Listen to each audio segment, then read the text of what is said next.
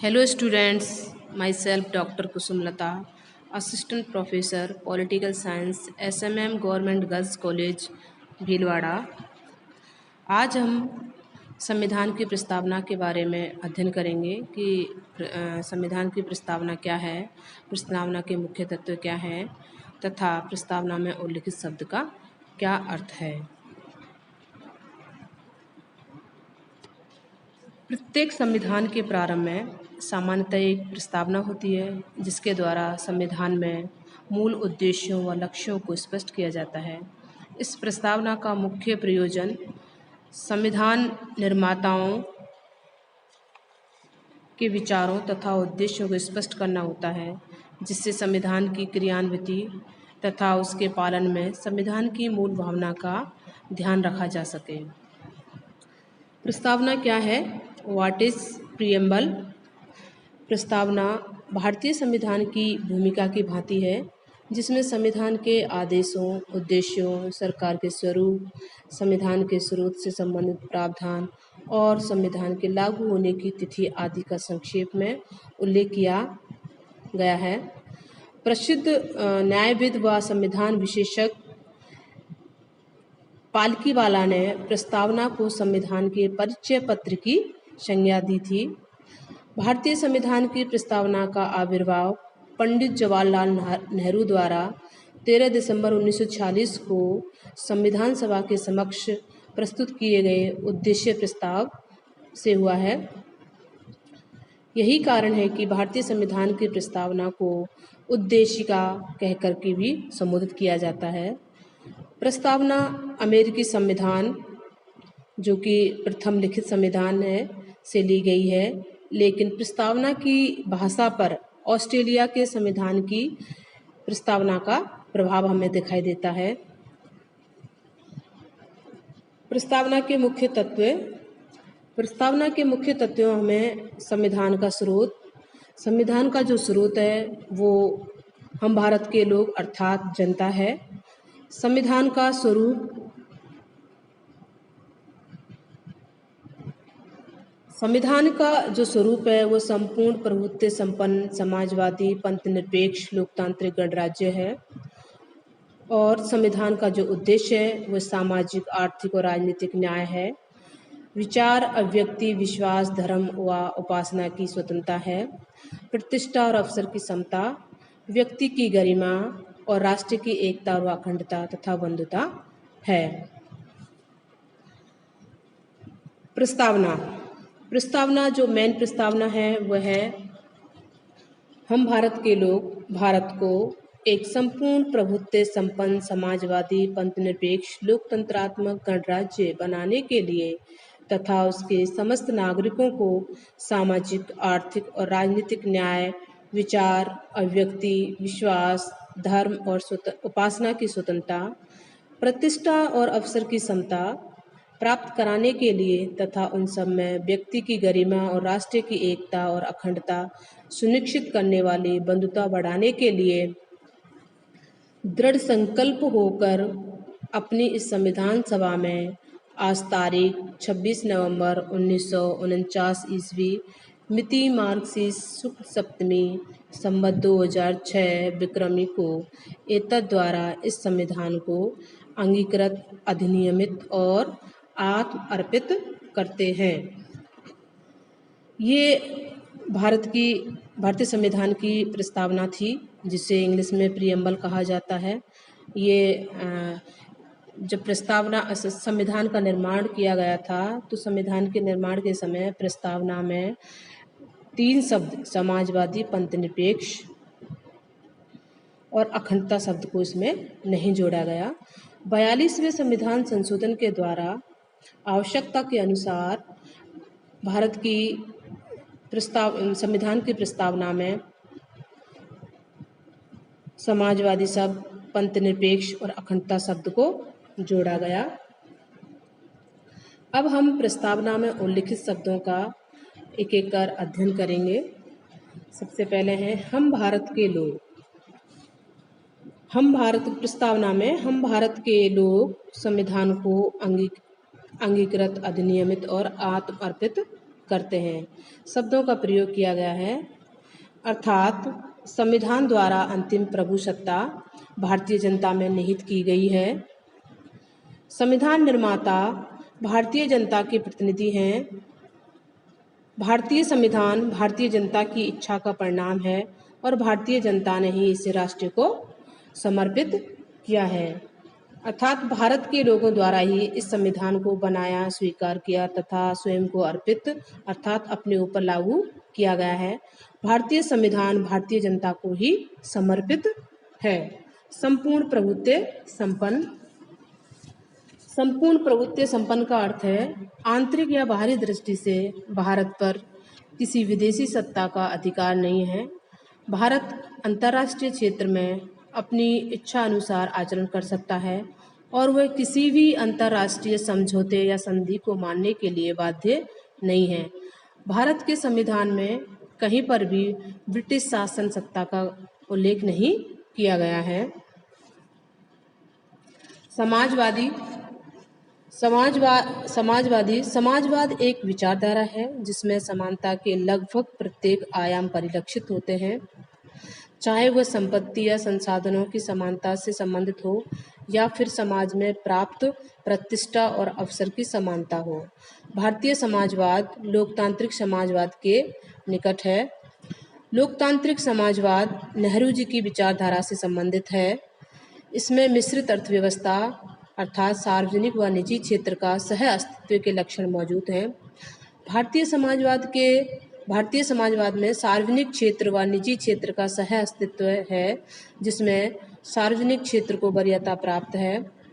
आय और जीवन स्तर की असमानता जैसे गरीबी, बीमारी को कम करना है। संपत्ति के केंद्रीकरण की प्रवृत्ति को इसमें रोकना है। मजदूरों व वंचित वर्गों का कल्याण करना है। 42वें संविधान संशोधन 1976 के द्वारा समाजवादी शब्द को प्रस्तावना में जोड़ा गया। पंथनिरपेक्षता से तात्पर्य धर्म और राजनीति का अलगाव है, अर्थात राज्य का अपना कोई राजकीय धर्म नहीं होगा और ना ही धर्म के नाम पर किसी भी नागरिक के साथ किसी भी प्रकार का भेदभाव किया जाएगा। भारत में मूल अधिकारों के तहत प्रत्येक व्यक्ति को धार्मिक मामलों में संरक्षण प्राप्त है। किसी भी धर्म ग्रंथ की तुलना में संवैधानिक सर्वोच्चता को वरीयता प्राप्त है। यही कारण है कि बहुधर्मावलंबी भारतीय समाज में प्रत्येक धर्म के प्रति समान आदर एवं सौहार्दपूर्ण व्यवहार परिलक्षित होता है। पंथनिरपेक्षता शब्द मूल प्रस्तावना में नहीं था, इसे 42वें संविधान संशोधन अधिनियम 1976 द्वारा प्रस्तावना में शामिल किया गया है। लोकतंत्रात्मक। भारत एक लोकतंत्रात्मक राज्य है, अर्थात भारत में राजसत्ता का प्रयोग जनता के द्वारा किया जाता है, लेकिन भारतीय जनता अपनी इस राजसत्ता का प्रयोग प्रत्यक्ष रूप में नहीं कर वरन अप्रत्यक्ष रूप में अपने प्रतिनिधियों के माध्यम से करती है। गणराज्य। एक गणराज्य अथवा गणराज्य में राज्य का प्रमुख अप्रत्यक्ष रूप से लोगों के द्वारा निर्वाचित व्यक्ति होता है। भारत का राष्ट्रपति लोगों द्वारा अप्रत्यक्ष रूप से चुना जाता है तथा मंत्रिपरिषद की सहायता से देश के शासन को संचालित करता है। दूसरे शब्दों में गणराज्य में राजनीतिक संप्रभुता राज्य के बजाय देश की जनता में निहित होती है। न्याय से तात्पर्य यहाँ सामाजिक, आर्थिक और राजनीतिक न्याय से है। प्रस्तावना के अंतर्गत इन शब्दों के आधार पर संविधान के लक्ष्य का वर्णन किया गया है। यद्यपि हमारे संविधान के द्वारा प्रतिनिध्यात्मक शासन को अपनाया गया है, जो व्यवहार के अंतर्गत बहुमत वर्ग का ही शासन होता है, लेकिन हमारे संविधान का लक्ष्य अपने सभी नागरिकों के लिए सामाजिक, आर्थिक और राजनीतिक न्याय प्राप्त करना है। सामाजिक न्याय का तात्पर्य यह है कि समाज में व्यक्ति को व्यक्ति के नाते महत्व दिया जाना चाहिए और जाति, धर्म, वर्ण, लिंग, नस्ल, संपत्ति या अन्य किसी आधार पर भेदभाव नहीं किया जाना चाहिए। सामाजिक न्याय की स्थिति के अंतर्गत अस्पृश्यता या छुआछूत जैसी कृत्रिम सामाजिक दीवारों के लिए कोई स्थान नहीं होना चाहिए। सामाजिक न्याय का तात्पर्य सभी नागरिकों को समान स्वतंत्रता के साथ समानता प्रदान करना है। आर्थिक न्याय आर्थिक न्याय सामाजिक न्याय का पूरक है और इसका तात्पर्य यह है कि ऐसी व्यवस्था का अंत कर दिया जाना चाहिए जिसमें कुछ साधन संपन्न व्यक्तियों द्वारा बहुसंख्यक साधनहीन व्यक्तियों का शोषण किया जाता हो। आर्थिक न्याय के इस लक्ष्य की प्राप्ति तभी संभव है जबकि उत्पादन और वितरण के साधनों पर समस्त समाज का अधिकार हो और उनका प्रयोग समस्त जनता के हितों की दृष्टि से ही किया जाए। इसमें सभी व्यक्तियों के लिए उनकी क्षमता और योग्यता के अनुसार रोजगार के बदले में भरण पोषण के लिए पर्याप्त वेतन और गंभीर आर्थिक विषमताओं का अंत आदि बातें निहित हैं। आर्थिक न्याय के इस लक्ष्य की प्राप्ति हेतु कल्याणकारी राज्य या समाजवादी ढांचे के समाज की स्थापना के आधार पर ही की जा सकती है। राजनीतिक न्याय का तात्पर्य यह है कि सभी व्यक्तियों को राजनीतिक क्षेत्र में स्वतंत्र और समान रूप से भाग लेने का अवसर प्राप्त होना चाहिए। वयस्क मताधिकार सभी को प्रदान किया जाना चाहिए। धर्म, जाति, वर्ण, लिंग आदि के आधार पर राजनीतिक क्षेत्र में किसी भी भेदभाव का निषेध राजनीतिक न्याय की प्राप्ति के साधन के रूप में है।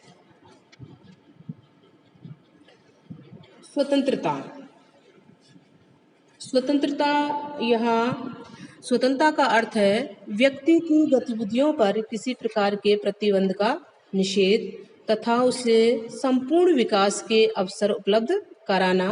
भारतीय संविधान की उद्देशिका अर्थात प्रस्तावना में विचार, अभिव्यक्ति, विश्वास, धर्म और उपासना की स्वतंत्रता की उद्घोषणा करती है। मूल अधिकारों के माध्यम से इन्हें सुनिश्चित किया गया है तथा इन अधिकारों को न्यायालय द्वारा प्रवर्तनीय बनाया गया है। समता संविधान की प्रस्तावना में प्रतिष्ठा और अवसर की समता का उल्लेख किया गया है जिसका तात्पर्य है समाज में किसी भी वर्ग के लिए बिना किसी भेदभाव के प्रत्येक व्यक्ति को समान अवसर उपलब्ध कराने से है।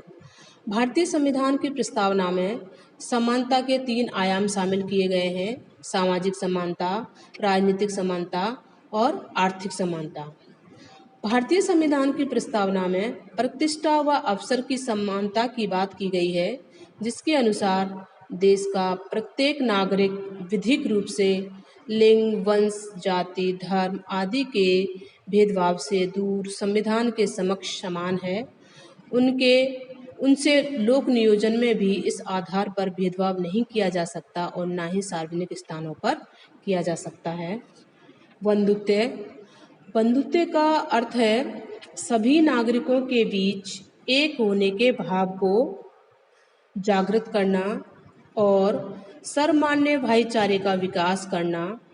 भारतीय संविधान एकल नागरिकता तथा मौलिक कर्तव्य जो कि अनुच्छेद 51 के माध्यम से बंधुत्व की भावना को प्रोत्साहित करता है। व्यक्ति की गरिमा और राष्ट्र की एकता और अखंडता।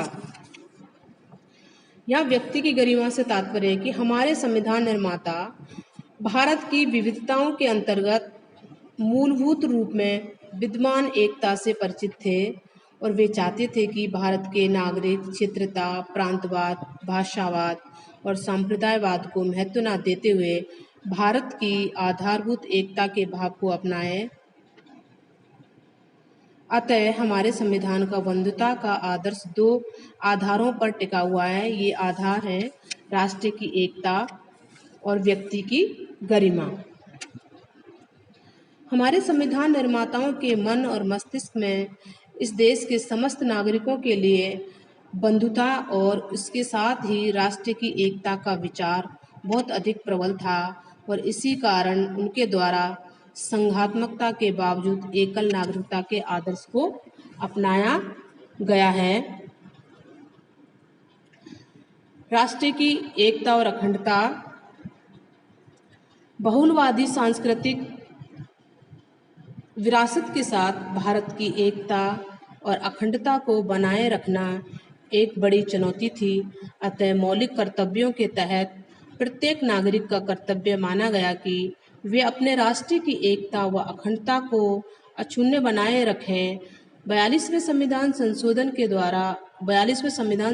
1976 के द्वारा प्रस्तावना में एकता शब्द के स्थान पर एकता और अखंडता शब्द को जोड़ा गया था। प्रस्तावना की उपयोगिता क्या है? प्रस्तावना की उपयोगिता हम देखते हैं कि प्रस्तावना संविधान के विस्तृत विवरण का संक्षिप्त स्वरूप है। यह संविधान की आत्मा है। इससे संविधान के दर्शन की स्पष्ट झलक मिलती है। इसमें राजनीतिक, धार्मिक व नैतिक मूल्यों का उल्लेख किया गया है। प्रस्तावना का महत्व यह भी है कि जब कोई अनुच्छेद अस्पष्ट हो और उसका ठीक अर्थ जानने में कठिनाई उत्पन्न हो तो स्पष्टीकरण के लिए प्रस्तावना की भाषा का सहारा लिया जा सकता है।